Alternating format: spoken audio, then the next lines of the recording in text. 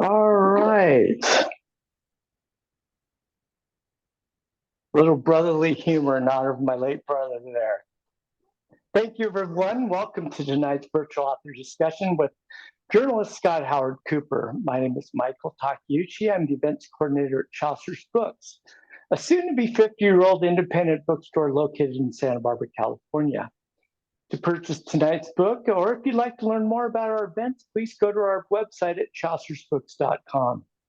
While our panelists and myself are the only ones visible and heard on this talk, there is a Q&A function located at the bottom of your screen, and I highly encourage you to use that because our author would love to hear from you. So if you're viewing from YouTube, please use the chat function located in there, and I will be monitoring that as well. So let's begin.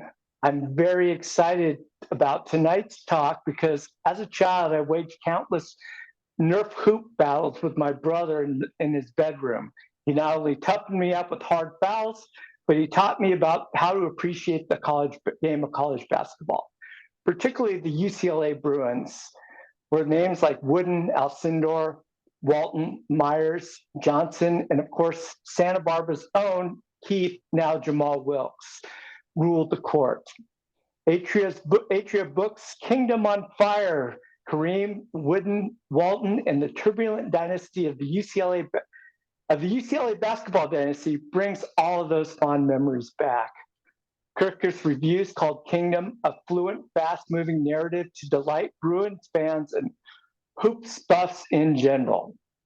Kingdom on Fire is so much more, though, I think, because the author does a superlative job in exploring the human aspects of those who many of us viewed as gods, as they lived and played within the context of a turbulent time. We're bringing out Scott Howard Cooper. Welcome, Scott. Hello. It is great to be with you. All right, Scott, thank you for coming, Scott. He's covered professional and college sports since the 1980s for some of the most prominent outlets in the country, including the Los Angeles Times, Sports Illustrated, ESPN, and more. His work has earned multiple national awards from the Associated Press sports editors and the Professional Basketball Writers Association for projects. He's done game coverage features and columns throughout, and he's written books on Steve Kerr, the UCLA basketball with another book, as well as the NBA. He's a proud graduate of USC, and lives in Northern California. I have to ask you, Scott, what the heck is a USC grad writing about UCLA so much? Maybe that's an indication of how great I thought this story is, that I just couldn't let it go.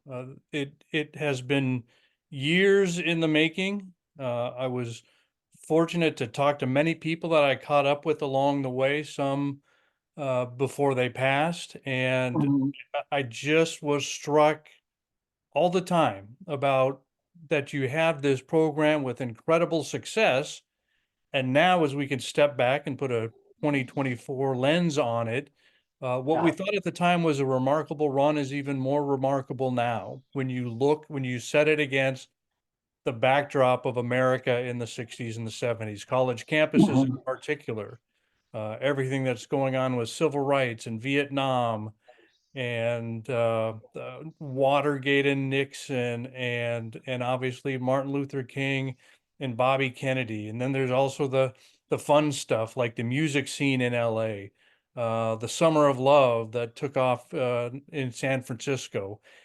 There was so much going on that made it one of the craziest and most unique times in American history. And here you have this program that was the vision of stability when you looked at the standings. And even though it wasn't that way behind the scenes, it was a remarkable run that seems even more remarkable now. You know, what I really liked about your book, I loved it, by the way, but what I really, really liked is the historical context you put it in, as you had just alluded to. Just the context of the times, it's hard enough to win so many national championships. It's never happened, and before that, and it'll probably never happen again.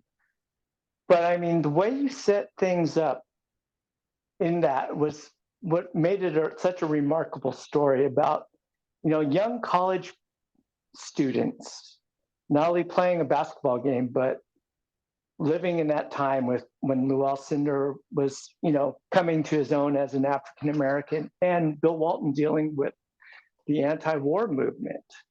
And I was wondering where you got your idea to do this to write it in this sense.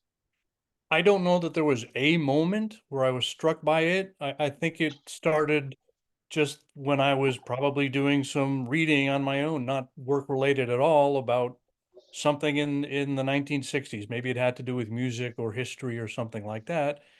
And then, of course, I grew up in Los Angeles, so I was well aware of the dynasty that John Wooden had built. And just as I kind of pieced it together, at some point I said, geez, there's got to be a book here, because uh, I appreciate you mentioning the fact that it's a different kind of sports book, because that's exactly what we were going for.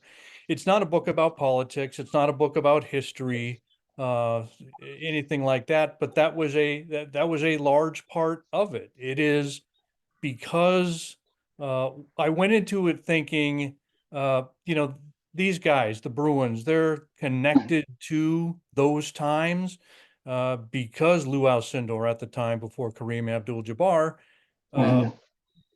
made the civil rights movement was a passion of his. Bill Walton, Mhm. getting America out of Vietnam was a passion of his, and there were so many of these things. So I thought, yeah, there's a connection here. But what I found out through the course of all my research and many interviews was that there's an even greater connection than I thought. And it's remarkable that we can place John Wooden in the Oval Office, because he just didn't know H.R. Haldeman, Richard Nixon's chief of staff. They were friends for many years, for decades. Um, Yeah. Lou Alcindor didn't just know Muhammad Ali. To quote one of Ali's longtime friends and supporters, he said Muhammad loved Kareem. And so what I found Mhm. out is that UCLA is even more connected to those times. They were part of those times. Interesting. When you had mentioned about Muhammad, I can't help but think of that photograph of him and Jim Brown and Bill Russell, I think it was, with Muhammad and Lou Alcindor. Such an iconic photo. And if you can talk a little bit about what went behind that photo, because you do mention that in your book. That's one of my favorite portions, because I think it says a lot about a college sophomore named Lou Alcindor, that when some of Ali's supporters called Jim Brown and said, can you get some people together? We're unsure how to move forward with Muhammad, and wanting to, refusing to go into the draft. He was a conscientious objector and he was going to go to jail. So, Jim, can you get some people together and talk this through with him? And when Jim Brown said to one of the people that worked in his organization in Cleveland, get the guys together, it was Mhm. understood that you had Bill Russell, one of the two greatest NBA players of all time at that time. It was either Bill or Wilt Chamberlain. You had Mhm. Jim Brown, arguably the greatest football player in history. You had Muhammad Ali, a huge success in boxing, even at a young age. And then you had a Mhm. lot of other, I think there was 12 or 14 people there who were professional athletes. And Wow. you had a college sophomore. And when I talked to the people and I said, what do you remember about Lou Alcindor, Kareem, Mhm. at that meeting behind closed doors? And they said, he was one of us. He was so mature, so smart. There were a lot of positives about him. And that's one of the moments that, when I talk about putting a 2024 prism on what happened back in the 60s, that's one of those moments, because you could see the seeds being planted of what Kareem Abdul-Jabbar would become in terms of speaking out on social issues. And the Kareem that we've seen in more recent years in retirement as a commentator, all of that goes back to the Cleveland Summit. All of that goes back to his youth, to his UCLA years. And I think those are the connections that make it fascinating. Interesting. And on the other end, we have at the other end of this period that you chose was Bill Walton. And Bill was he's not the outgoing guy that we see on here and seeing here on television now. He was quite a shy young man. If you can set the stage for what Bill Walton was like. Yeah, you're exactly right. You look at Bill now and you want to know how to think of Mhm. Bill Walton in college, just do a 180 because he did not like to talk to people. He had a horrible speech impediment. It turned him painfully shy. He was very introverted. The ironic thing is, on the court, he was a nonstop talker. That was his home. He felt so comfortable out there. The guy that had trouble talking to people on campus or anytime he would go out to dinner, unless he knew you really well, if you're one of his friends, unless he knew you, he had a lot of trouble talking to people. John Mhm. Wooden called him, said nobody has ever been a better talker on the court than Bill Walton.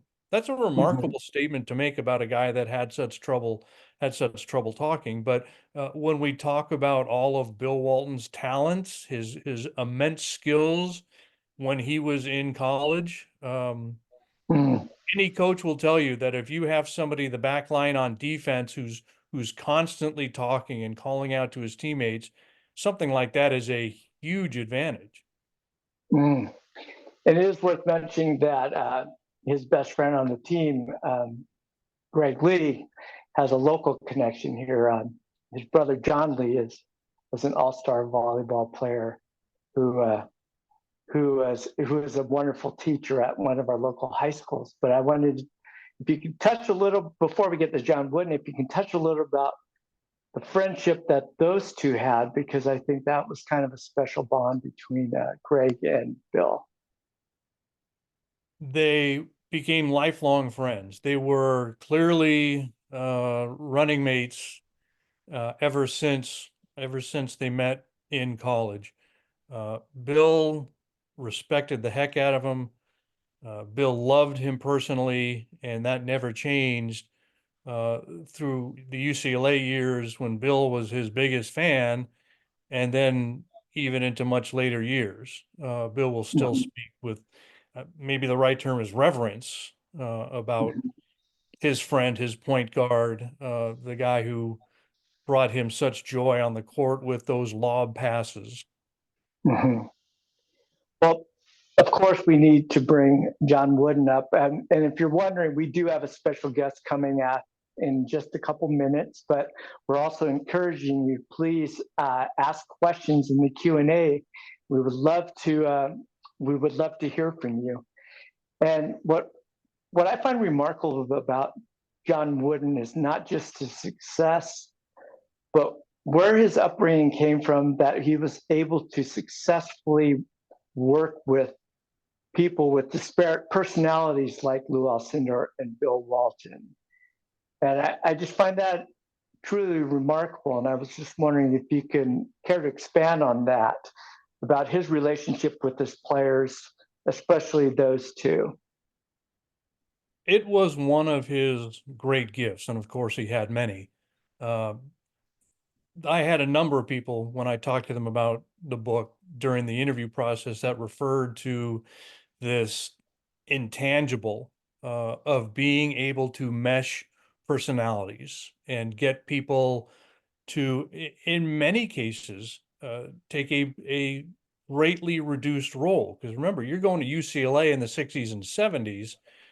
You're the big man on campus in high school, right? You're pretty Mhm. much the world revolved around you. Yeah.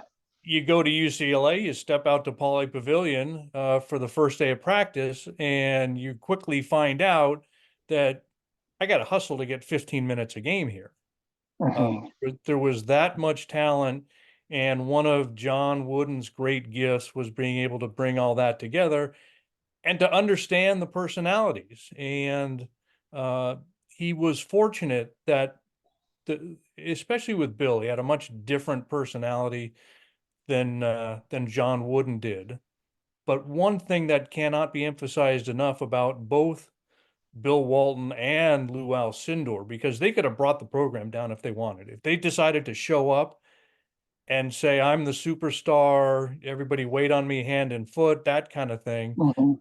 there would have been a lot of trouble. But what Yeah. you had in your two superstar centers, the two best players in program history, they were the definition of team players. They were all Uh-huh. about let's just win. I don't care if I score 8 points or 80. And it was, let's play team basketball. And that's why they were attracted. Bill Walton, especially. That's why they were attracted, was because of the UCLA style of play. Move the ball, play fast, focus on defense. Everybody touches it. They didn't want to be those guys where, okay, Bill, you go down to the low post and we're going to throw it to you and do your thing. That was the last thing both of them wanted. They didn't want the spotlight, the attention, didn't care about the points. They wanted the W's and they wanted to play in a fun environment. And John Wooden could work with that any day of the week. He was certainly concerned when Lou Alcindor showed up as a freshman. A lot to be said that he didn't even want Lou to come out from New York Mhm. to play for him. But what he found out changed his mind, that Mhm. these guys were smart, they were dedicated, they were caring, and yes, they were outspoken off the court in many, many different instances. But once they stepped between the lines, it was all about basketball and doing it the right way. That's great. Yeah, I remember reading what you wrote that John Wooden preferred to have a group of 6'5" players. But of course, Lou Alcindor changed his mind. And to talk about that, to add some color, I am so happy to bring a friend of mine out, Gary Cunningham. Come on out here. I'm gonna I'm gonna read his bio here because it's so extensive. I'll just do the highlights. Uh, Gary's Gary's roots to UCLA runs deep. First as a player, he started on John Wooden's first Final Four team in 1962, I think. He was named one of the 200 outstanding athletes in Los Angeles by the late Los Angeles Mayor Tom Bradley. Following his playing career, he was an assistant coach under John Wooden from 1967 to 1975 when the team won 8 national championships. As a freshman coach from 1965 to 71, his record was 101 and 15. He developed, among others, the aforementioned Alcindor, now Kareem Abdul-Jabbar, as well as Big Red Bill Walton. After a stint as an assistant vice chancellor at the school, he was named the head basketball coach, where he won 2 Pac-8 championships and compiled a record of 50 wins against only 8 losses, which is still the highest winning percentage in UCLA history. In addition to his longtime affiliation as a player and coach, he was athletic director at my alma mater, UCSB, Fresno State, University of Wyoming, and Western Oregon State College. Many of his honors include the NCAA Lifetime Achievement Award is actually named in his honor. And he is the NACDA Hall of Fame inductee to go along with this UCLA Hall of Fame enshrinement. Please welcome Gary Cunningham. Thank you, Mike. You didn't need to say all that stuff. I'm delighted to participate. Thank you. Thank you for coming. And I'm just going to sit back like everyone else and enjoy this talk. So why don't you guys take it away and I'll be monitoring the questions. Well, Gary, I'll just add to what Michael was saying, and thank you once again for participating in this. One of the things I knew ahead of time was that you were a great guy who was respected by everyone. And then during the interviews, I can't tell you the number of times where I had people say, have you talked to Gary Cunningham? Have you talked to Coach Cunningham? Please tell him I said hi. So it's a special thrill to have you here. And one of the great stories you told me when we talked was about how you came to the UCLA staff to begin with. It's an amazing story that suddenly you show up to UCLA, you were a grad student, and were doing some work on campus and showed up one day, and who do you run into for breakfast? And how does that change your life in amazing ways? I was going to work on my doctorate, and my career track was going to be a professor, a dean, and a college president. And I'm up in the student union and ate breakfast up there almost every day. And coach is sitting over there. So I said, Coach, can I sit with you? And I said, I just signed a contract to teach at the university. And he said, well, I just lost my freshman basketball coach. How would you like to do it? I mean, and so I said, I got to talk to the department head, but I'm interested. So I called him back, and that's how it all started. And I gave my teaching job up 2 years later and became his full-time, one of his full-time assistants with Denny Crump. And, you know, it's all history. And, you know, and I spent the rest of my career with the exception, I was the alumni director at UCLA for 2 years when Bartow was a coach. But it was great. I mean, I have so many great memories. And Scott, your book brought back so many memories for me, and some things I had forgotten. So I thank you. I'm curious what it's like to step on that that moment where your life just accelerates at an incredible rate, that you go from not thinking about being a coach at all to suddenly you're coaching the team with the greatest freshman in college basketball history. What are those moments like for you? Are you keeping your composure? Are you thinking, what in the world is going on? No, my first year of coaching, Kareem or Lou Alcindor or Louis Ferdinand Alcindor III was on the team. We had a great team. And I believe we won so many. We went undefeated. We had Lucius Allen, Ken Heitz, and Lynn Shackelford. And Kareem he got bored during the games because we were playing junior colleges. But we hired a guy named Jay Carty who had played. Jay was 6'9", had played at Oregon State, and he was working on an advanced degree. And we had to have somebody to challenge Lou Alcindor in practice. So that's what Jay did. And then Jay left, and he played for the Lakers for a couple of years. But Kareem was a polished player when he came, very shy. I mean, if you sat with him, I sat with him several times up there for breakfast, and he would never say anything unless you ask him questions. And most of the answers were yes, no, yes, no. And I think one thing that really hurt him is the family insisted that he not interview with the media his first year. And so we kept that promise, but I think it hurt him in terms of his relationship with the media. But he was very, very intelligent, very shy. Did you see him change personality wise throughout his UCLA career?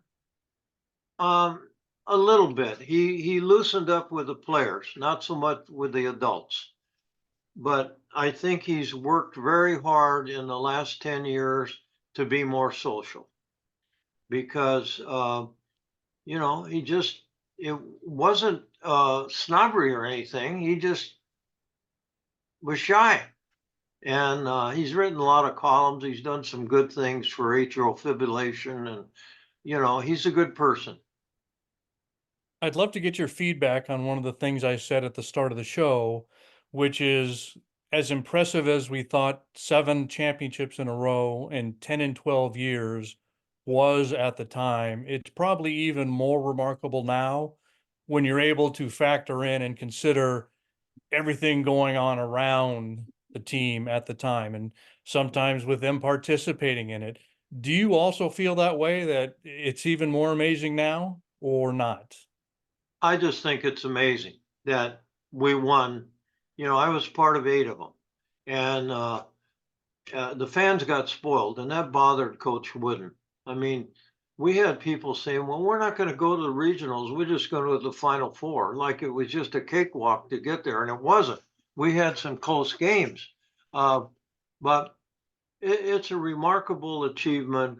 Um, when Kareem was there was always social issues and things.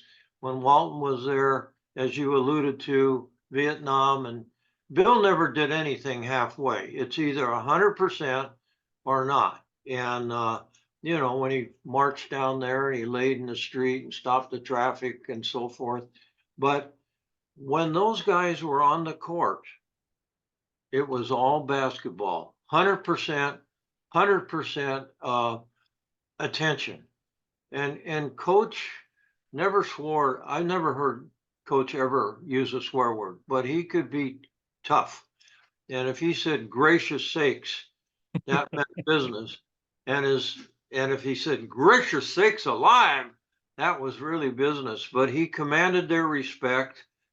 He coached the fundamentals, and we were very fundamentally sound and in execution and things because he believed in the laws of learning, of repetition.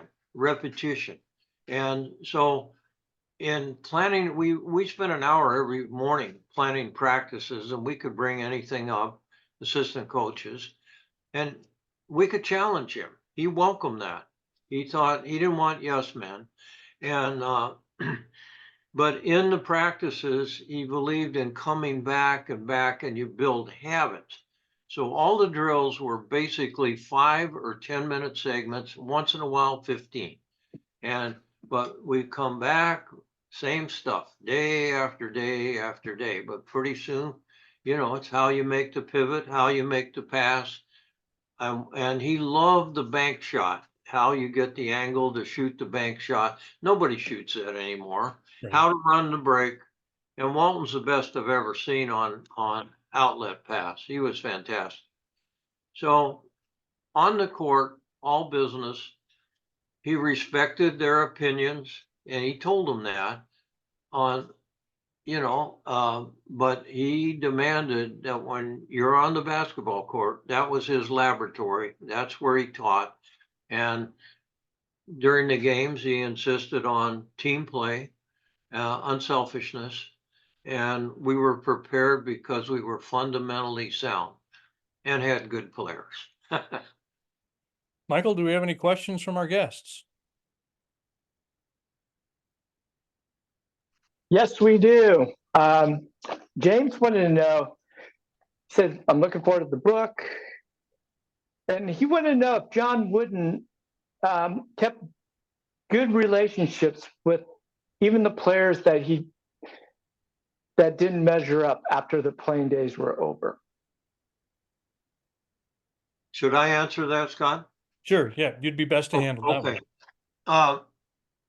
Coach for years went to a little coffee shop restaurant in Encino, and it was called Vips, V-I-P-S. It's still there. And he had his own booth, and the players could come and visit with him, and they came quite often. Players got to know him better after they finished their eligibility than when they were playing. I never feared him. I'd go in and talk to him, but a lot of the players were intimidated to go in and talk to him. But he would do anything for you. If you were applying for a job, he'd write a letter of recommendation. He'd write, he called us his boys, and he would write a letter of recommendation. He'd make a phone call, and a lot of people reconnected with him.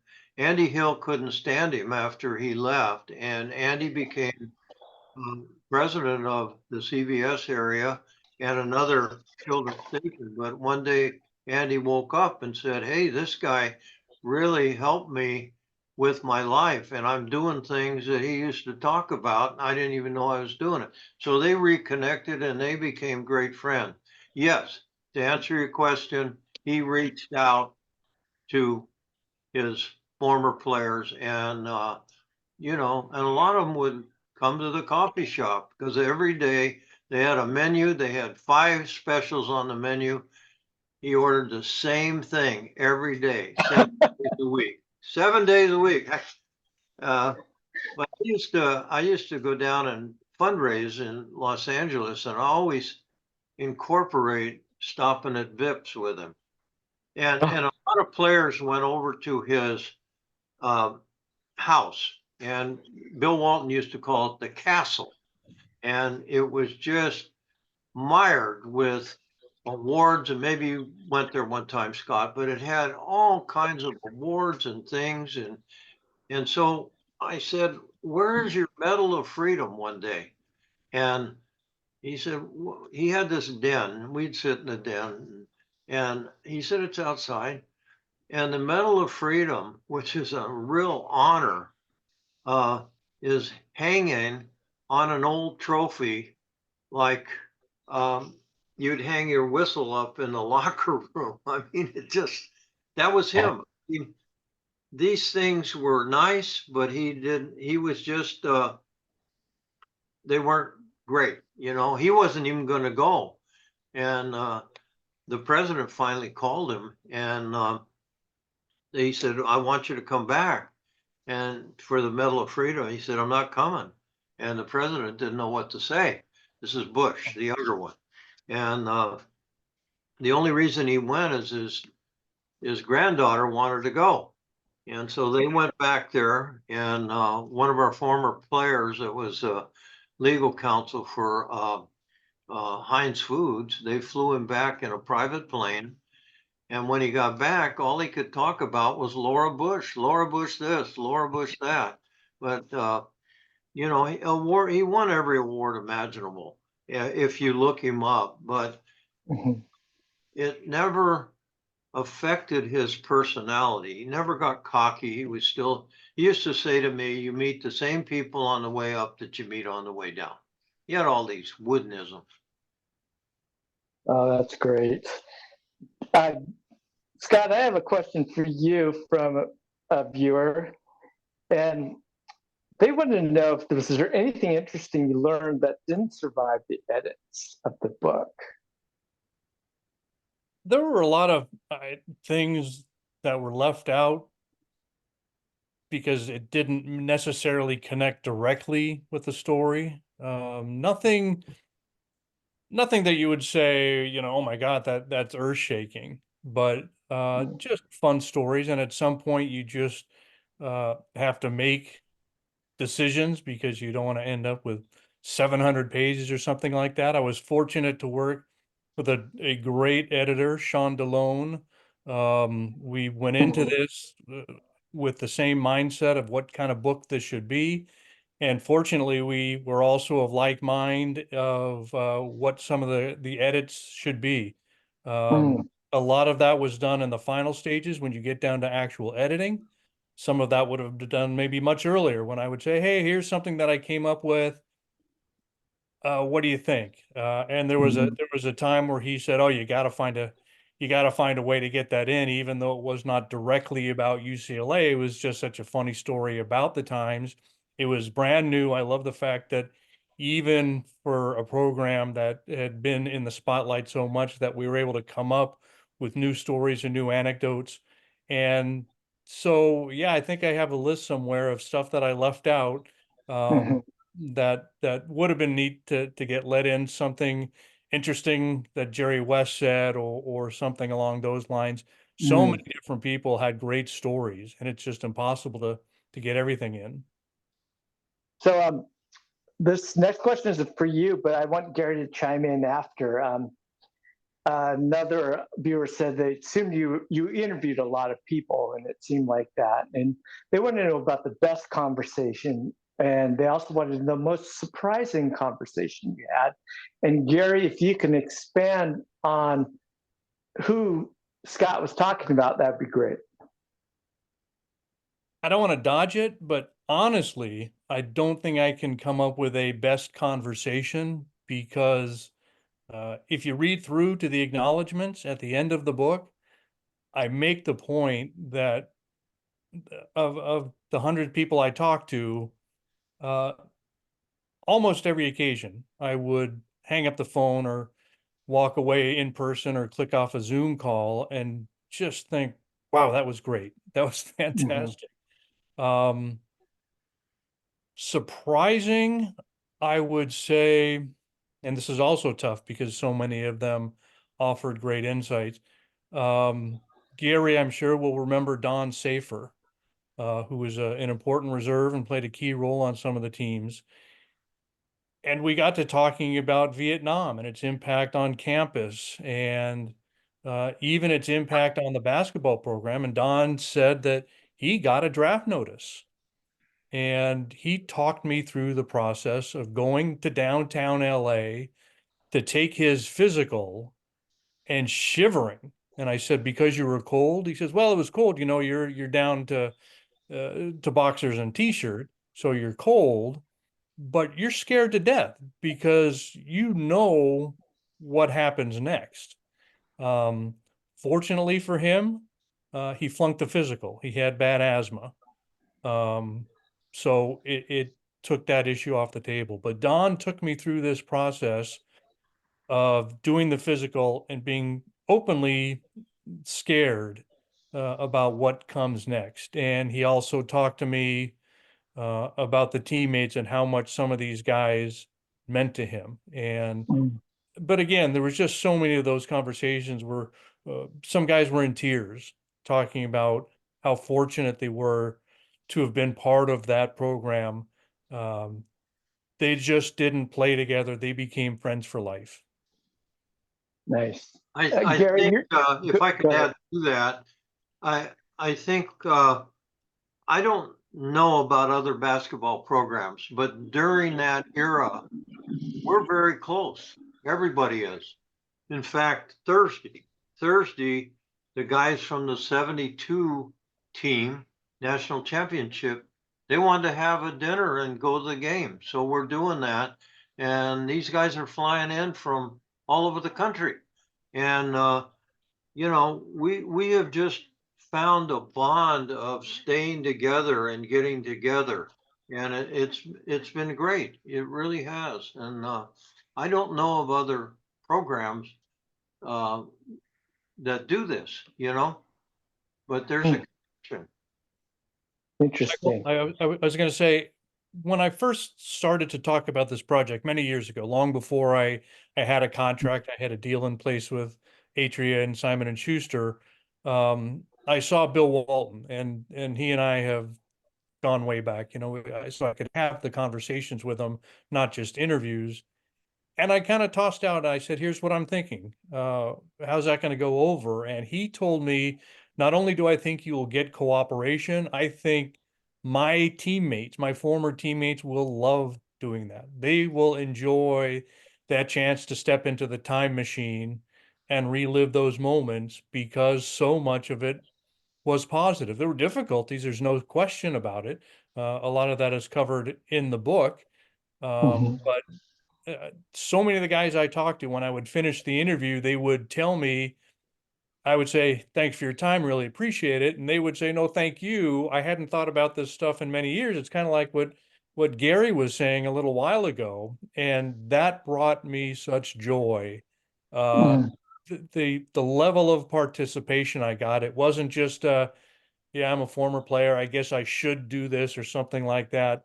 Uh, all these people I talked to weren't just doing it to get it done or to do somebody a favor. They were emotionally invested, and that includes UCLA people and non-UCLA people. The participation, I am grateful beyond words.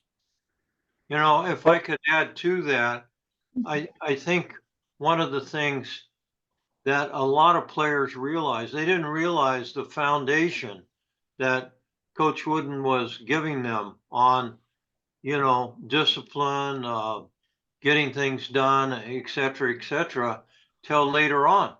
And then they woke up, I'm doing this at my job. I'm doing this at this and this.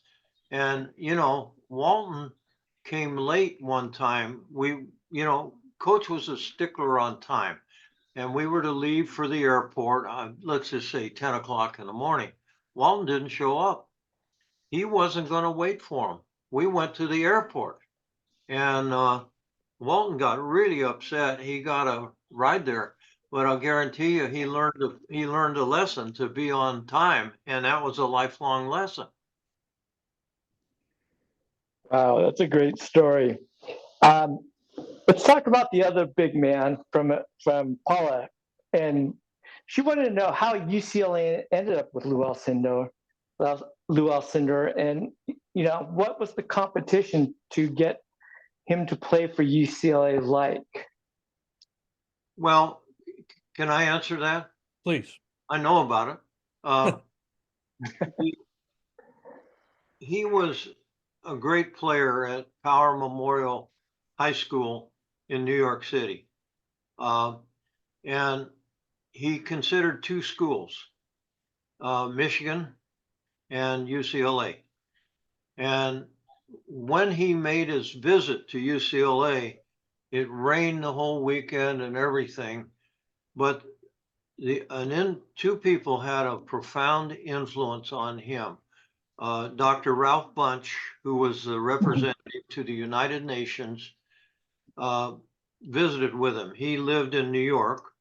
And Willie Knowles, who was a great player for us, was with the New York Knicks, and he visited with him. And Kareem wanted to go to a high academic school. And that's I think Ralph Bunch had more to do with him wanting to come, and Coach Wooden. Coach Wooden didn't try to shine him on and tell him what a great player and everything. He just told it as it was, of what he believed, his philosophy, and coach. One thing about Coach, he was not a great salesman. He wasn't a salesman. He just, you got what you got. He was going to tell you, we're going to work on the fundamentals. You're going to get a good education, et cetera, et cetera, et cetera. But I think Ralph Bunch had more to do with it than anything else. And Kareem was an only child, and he was very sheltered by his family. Two more things about Alcindor I wanted to ask you, Coach. That one of them that Scott, I'm so glad that he put in this book about Kareem's association with martial artist Bruce Lee, and about his development as a player in terms of footwork, and if he can speak to his improvement from his freshman through his sophomore, junior years. Yeah, this is such a fun part of the book because it's amazing how life breaks right for you sometimes.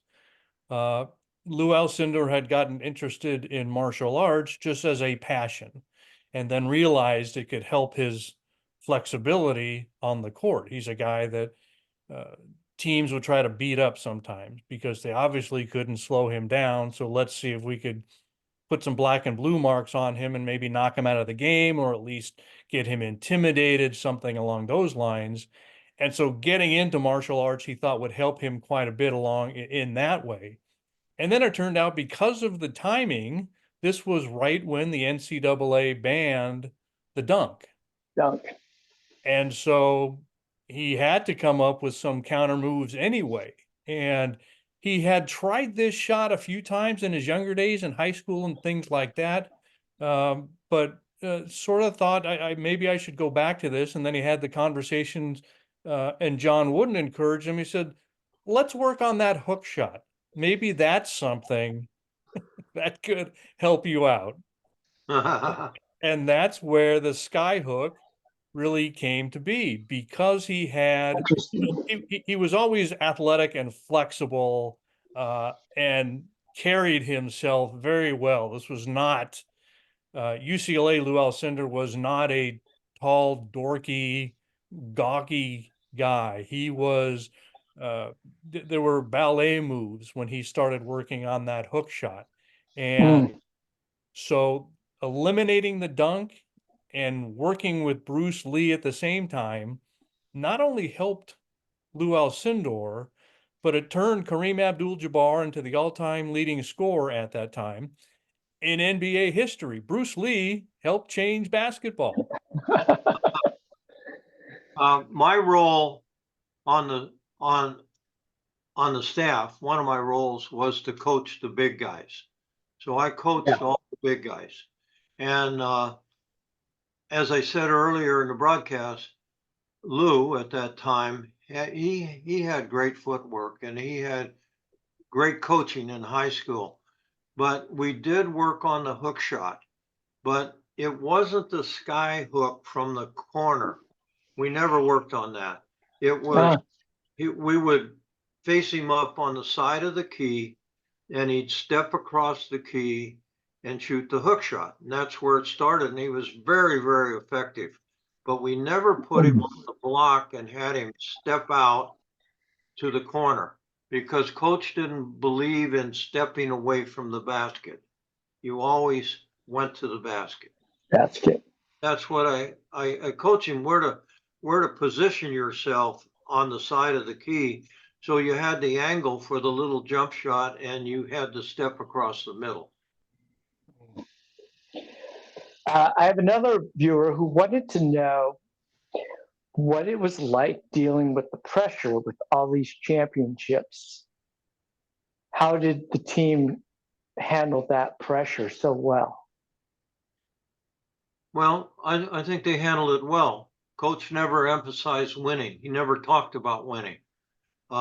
Even when we got beat by Notre Dame and the 88 win streak stopped, I think he was relieved because the media made such a big deal of it and he didn't. He was focused on the conference, winning the conference and moving on. But he once said to Denny Crum and I, the worst thing that probably ever happened to him was winning the first national championship because after that, and then we win the second one, and it became a pressure on him and an expectation. I mean, the fans expected to win the national championship every year. Mhm. What pressure? Wow. And Scott, you wrote in the book, I think it was toward the end. I don't think I'm giving, I think though, excuse me. But you had wrote about after winning the last national championship, you had written that one of the boosters says, well, you disappointed us the previous year. So it's a good thing you got this. And I couldn't imagine that the pressure that coach, the players, yourself, everyone went through.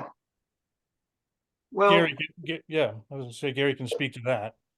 yeah, I don't believe we really felt the pressure as a team.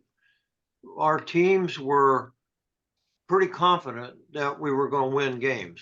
And we tried to extract, all the hype and everything and just concentrate, as coach said, let's take it a game at a time. And if you do the best you can, that was part of his philosophy. And only you know that. That's all you can ask of yourself.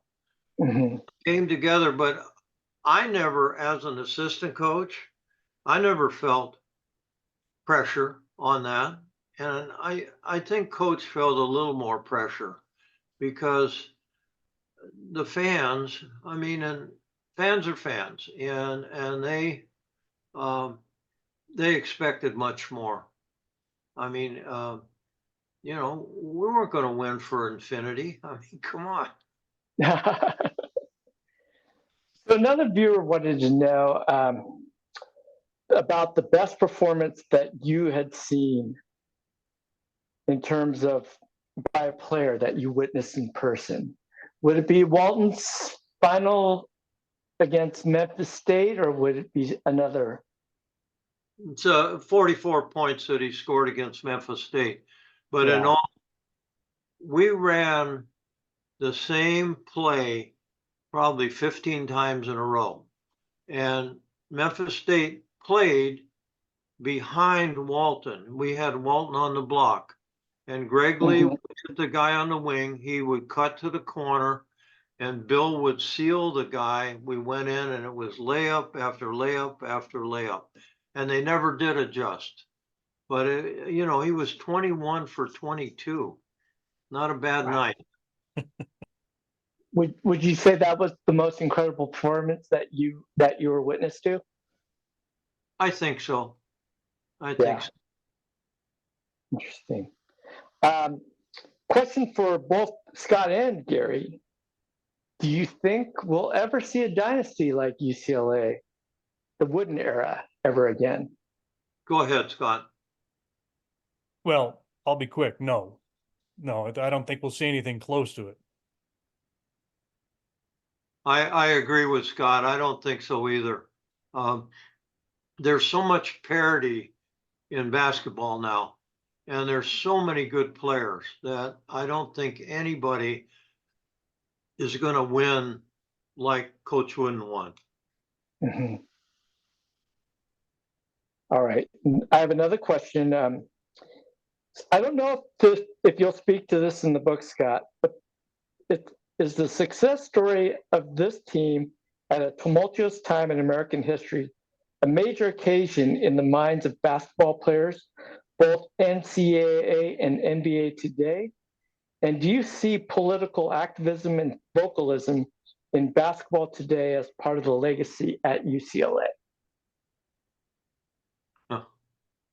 I don't think I see that as part of the legacy. It certainly was part of the moment. Again, when we talk about college player Lou Alcindor, later Kareem Abdul-Jabbar, uh, he definitely wanted to have a role in the civil rights movement.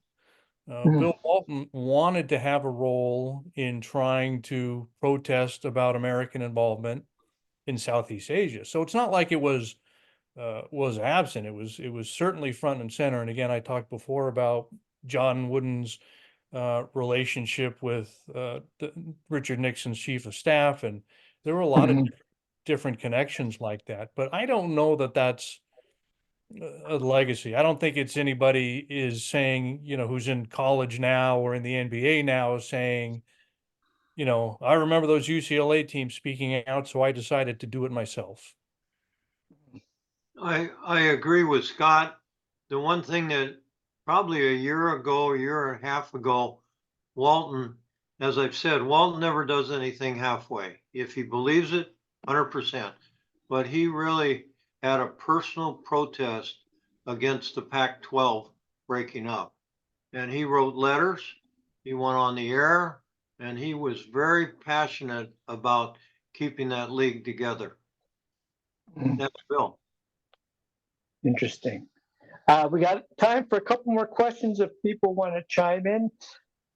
Gary, since you're involved still heavily in the sport by announcing on ESPN games and whatnot, I was wondering, do you see any of today's players to remind you in terms of the desire to win that calls to mind, let's say a Walton or a Kareem, Lou Alcindor? Well, I think there's many teams, most teams, there's a desire to win, but the game has changed. People don't run patterns anymore. It's all one-on-one, high centers, pick and roll, high screen pick and roll. And that's offense today with almost all the teams, or they run the weave and the outside, where when we had the big guys, we put them low. We played high-low. Jamal Wilkes played on the free throw line. And then when we didn't have the big guys, when we had Wicks, Rowe, Patterson, we ran the high post offense.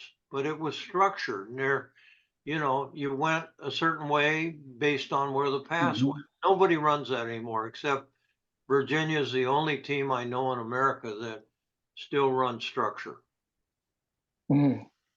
So, Scott, what about your thoughts on that? Oh, I think plenty of players have that passion to play, that dedication. It sometimes gets overlooked because the game has changed, and I agree with everything that Gary said about not necessarily for the better, that a lot of it is either freelancing or isolation game, and it's not nearly as fun as it used to be. That was one thing about the Bruins as they were winning championships. They weren't just stepping on people. They were fun to watch because they played fast. They locked in on defense. They emphasized moving the ball. And I think that's what's changed. Obviously, the money is more of a lure now than maybe back in the time we're talking about. It was just for the love of the game a lot more. But yeah, I think plenty of guys, especially once you get to the NBA, you have to have that passion mostly. LeBron James gets put down a lot, but if anybody says he doesn't have the passion and the dedication and isn't putting in the hours, that's just wrong because he is. And it's not to single out LeBron for any reason other than he's probably the one that gets beat on the most by people who want to criticize the league. So no, I think that there's still plenty of guys out there that love to play. One more question for you, Scott. Then I'm going to have Gary close with a story you shared with me earlier today. Book's out tomorrow. Very excitement. But I have a viewer wants to know, what's your next book? I wish I had an answer. I don't yet. There's a couple ideas I like, 3 ideas I like, and the trick at this point is to find out which idea the publishers like. And what I know what interests me, and it's just it's sort of gotta play a little match game and see what interests the people who are want to give me a contract and think that could sell books. So the answer is I don't know. Hopefully I'll have an answer relatively soon. I've started scratching out some ideas, but do not have a definite answer. Scott, I want to compliment you, Scott, on the biography of your research in this book is over the top. I mean, you have really researched this stuff. I love doing this. I say it was a lot of work, but a lot of fun. This was a passion project in so many ways, and I just feel so lucky that I was finally able to do this after wanting to put it together for such a long time and connect with so many great people. Well, that's Kingdom on Fire, Kareem, Wooden, Walton, and the Turbulent Days of the UCLA Basketball Dynasty, which comes out tomorrow from Atria. So please purchase the book. Tonight, I'd like to thank you very much for coming, Scott. I do appreciate you coming. Michael, thank you. And thanks to Chaucer's as well. This has been terrific. And Gary Cunningham, I appreciate you so much. Thank you. And Gary, I want to leave the last word to you. And thank you so much for joining us. We really appreciate it. Share the story that you told me earlier today about Kareem's dad. Well, Kareem's father is a graduate of Juilliard School of Music, and he's a very accomplished trombone player. But he couldn't make it financially as a musician. So he's a big man, and he became a policeman he's a transit cop. But he and his wife used to come out and watch Lou play. But when he came out, he would be in the band playing the trombone with the band. And it was very good. So that's it. Gary, Scott, again, thank you so much for joining us. And everyone, thank you very much for participating. Have a nice evening. Good night. Yeah. Thank you, Mike.